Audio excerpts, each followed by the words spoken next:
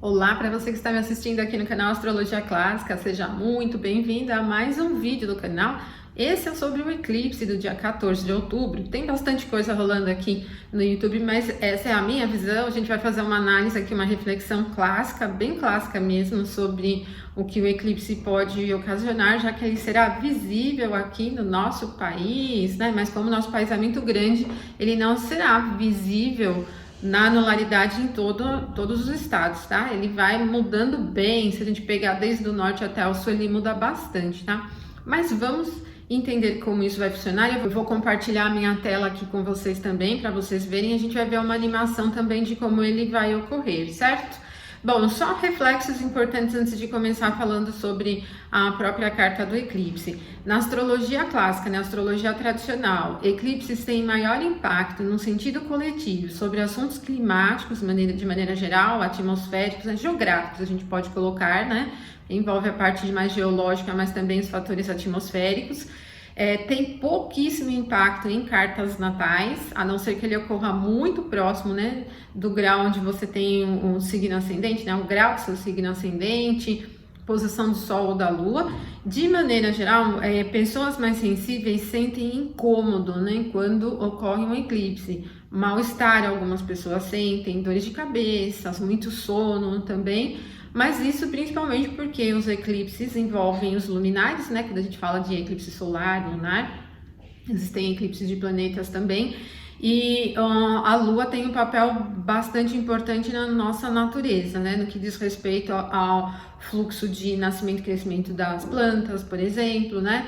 Das marés também. Então isso acaba também interferindo no organismo humano, né? E gera algumas sensações mais estranhas, tá bom? Mas principalmente onde o eclipse será visto na sua anularidade, né? Em outras regiões, quando ele for parcial, ele já não é tão forte. E na astrologia tradicional, a gente gradua o poder do eclipse de acordo com a parte encoberta do luminar. Totais são mais fortes do que os parciais, por exemplo, né? Mas vamos falar aqui de como vai acontecer. Eu vou compartilhar aqui a minha tela para vocês verem o gráfico. Se você não for inscrito no canal, se inscreva no canal, compartilhe o vídeo também, me ajuda muito aqui a divulgar o canal. E eu falo que é sempre bem interessante porque a gente vai diversificando a informação astrológica aqui, não fica sempre na mesma tecla, né? E também pode se tornar membro. Eu convido vocês a se tornarem membros, porque membros têm conteúdo exclusivo. Toda semana tem um vídeo a mais, já tem uma quantidade de vídeos bem legal ali. E ali a gente vai falando um pouco mais em nível técnico, mesmo com estudos mais específicos da astrologia tradicional, tá bom? Tem também desconto exclusivo em cursos, quem é membro, né? Cursos da plataforma EAD Aprender Astrologia. Lá tem cursos de astrologia natal, astrologia horária, astrologia mundial, tem vários cursos complementares também. Navega lá na plataforma e coloca o seu cupomzinho também de 20, segue para ganhar desconto, mas se você for membro tem um desconto maior ainda, bem maior, né, sobre os cursos da plataforma. Bom, vamos ao que interessa aqui. Esse é o gráfico, né, que eu abri para o momento exato da conjunção do Sol e Lua, dia 14 de outubro de 2023, exatamente no horário de Brasília, às 14 horas e 54, e eu abro sempre os mapas de lunação, né, ou de eclipses para Brasília, gente, tá? Porque é a capital do nosso país, então a gente consegue ter uma visão mais coletiva, certo? Bom, aqui eu dividi o mapa a partir do próprio grau do ascendente, mas isso é uma escolha pessoal, alguns astrólogos dividem por signos inteiros, né? Então é uma preferência. Independente de dividir por signo inteiro ou a partir do grau do ascendente, a conjunção do Sol e Lua vai acontecer na 8ª casa, aqui no signo de Libra, tá? Então, o signo de Libra é um signo da regência de Vênus, ela tá aqui em Virgem, bem coladinha aqui ao grau do descendente, né? E acontece aqui no termo de ventre, né? No finalzinho do termo egípcio de Júpiter também, né? Bom, o que a gente pode esperar? Primeiro puxando para os temas da casa, né? A 8ª casa é uma casa na astrologia tradicional tida como casa maléfica. Ela envolve temas difíceis, né? De uma maneira mais imediata. Como, por exemplo, assuntos relacionados a mortes, né? A gente pode pegar toda a temática de morte no contexto coletivo. Desde preocupação de governo, por exemplo, com temática, né? De taxa de mortalidade, por exemplo, né? até questões específicas relacionadas à morte, como morte de pessoas, né, figuras e tudo mais, tá? A casa 8 também ela é tida como uma casa de tensões, de problemas, casa que envolve temática de acidentes também. Observando a maneira de trabalhar clássica, né, com os eclipses, o signo de Libra ele é um signo humano, né? E signos humanos, eles são, em termos de eclipse, eles trazem a repercussão para eventos humanos. Então, puxa bem, né, para a característica de pessoas, né, nesse momento. Bom, se você associar literalmente pessoas com tema de casa 8, pode pensar de forma imediata sobre morte de pessoas, né? Como uma casa que envolve acidentes e tudo mais. Mas eu penso em um outro fator mais político, gente, porque Mercúrio ele está bem próximo, então o último contato da Lua com o planeta antes do momento aqui exato do aspecto foi a conjunção com o Mercúrio, né? E o Mercúrio ele é o regente aqui, ó, da casa 7. Então isso já traz uma conotação de interação política entre países, né, que parece ter muito a ver com negociações comerciais, fechamento de coisas assim. Eu penso em cúpulas, né, reuniões de governo, e que pode ser aqui, como a nossa carta é uma carta de Brasília, ela pode ser tanto assim do nosso país em negócio com outros países, né, como ela pode também ter uma repercussão de grupos de países, como a gente tem em algumas organizações, tá? Bom, não necessariamente o efeito do eclipse ele se desenrola no dia seguinte do eclipse. Na astrologia tradicional, a gente classifica o tempo do eclipse em termos de repercussão de evento, traduzindo o período da sua totalidade, por exemplo, da anularidade em anos. E daí a gente vai ver depois lá na animação que o período de máxima anularidade que nós vamos ter no Brasil dura 55 minutos, né, e alguns segundos. Então é menos de uma hora. Então a gente traduz isso num período de menos de um ano. Então essa temática que eu falei para vocês de negociações entre países, ela pode ter impacto forte durante esse período. Para estar aparecendo no eclipse, não são negociações cotidianas, pode ter aí algum assunto específico que vem à pauta, né? Outro ponto que o Ptolomeu cita também de grande importância é verificar se no momento do eclipse a gente tem algum planeta mudando de fase, de matutino para vespertino, de vespertino para matutino, né? O que está acontecendo agora, gente? Ó, o Mercúrio ele já está bem próximo do Sol, ele está combusto, ó, ele está invisível no céu já, né, nascendo durante o dia no céu. Quando ele passar aqui pelo mesmo grau que o Sol, ele vai mudar de fase para vespertino. E o Ptolomeu diz que quando tem uma mudança de fase de um planeta para vespertino, ele ameniza os efeitos do eclipse, né? É um pouco pior se ele estiver mudando para a fase matutina, porque ele vai entrar na fase da ascensão heliacal. E aí ele fica bem invisível, né? Nascendo antes do Sol. Então os temas dele levariam à possibilidade do desencadeamento de efeitos marcantes, né, mais desafiadores. Esse ele ameniza, por isso ele tem um perfil bem de reunião mesmo, né? Negociações entre países, como eu falei para vocês. Tanto a casa 7 representa outros países, como a casa 8 representa a economia de outros países, dinheiro de outro país, né? E essa jogada ela aparece aqui. A gente tem várias maneiras de interpretar esse grau específico aqui do eclipse. Uma das maneiras é olhando as mansões lunares, que é uma espécie de zodíaco lunar. Esse grau exato aqui, 21 e 7 de Libra, cai na 16ª mansão lunar. De acordo com Cornelius Agrippa, que é um astrólogo importante ali do período Idade Média, ali, né, teve importância no Renascimento também, ele diz que essa mansão lunar ela não é muito apropriada para negócios comerciais. Então, como eu falei para vocês, que tem uma temática de negócio entre governos, né? A gente pode ter aí algum negócio meio estranho acontecendo aqui como efeito desse tipo de eclipse, certo? E também, né, ele diz que esse grau ele tem uma relação direta com a redenção de cativos, né? O que quer dizer redenção de cativos? Libertação de pessoas que estão presas. Então, em nível do nosso país de uma maneira geral, né, pessoas, figurões ou grupos de pessoas que estão presas, né, a gente tem algumas, né, no momento, como também de troca entre países, né, às vezes um estrangeiro que está preso no Brasil ou um brasileiro que está preso fora pode ter aí algum tipo de libertação anunciada durante esse momento. Então, como eu falei para vocês, a duração dos efeitos do eclipse, ela vai até ali aproximadamente 1 ano, né? Mas assim que o Mercúrio já muda de fase, vai acontecer no dia 20 de outubro. Dia 20 de outubro é o momento que o Mercúrio vai chegar ao mesmo grau em que está o Sol, né? E aí ele vai mudar a fase dele para vespertina, ele vai ultrapassar aqui a posição do Sol. Então, dia 20 de outubro é um dia que pode trazer, né, assuntos relativos à temática do eclipse, mas ela se estende até aproximadamente 1 ano, né? Vênus é regente do signo de Libra e ela tá aqui, olha, conjunto a casa 7 e oposta ao ascendente. Então aqui a gente tem uma oposição tanto ao grau exato do ascendente como uma oposição à Lua a Saturno. Mas, gente, apesar dela estar aqui na queda, ela tem algumas recepções, como a gente diz, em pontos que a favorecem. A primeira com Júpiter em Touro, que é o seu domicílio. Júpiter é o regente tradicional de Peixes, que está aqui no ascendente. E a outra com Saturno. Saturno está em Peixes. Peixes é a exaltação de Vênus. Isso acaba melhorando um tanto esse quadro aqui desafiador. Então, as condições de Vênus como regente do eclipse, elas são favoráveis. Quando a gente calcula o Almuten, né, o vencedor desse grau aqui, qual é o planeta que tem mais poder nesse grau? É exatamente Saturno.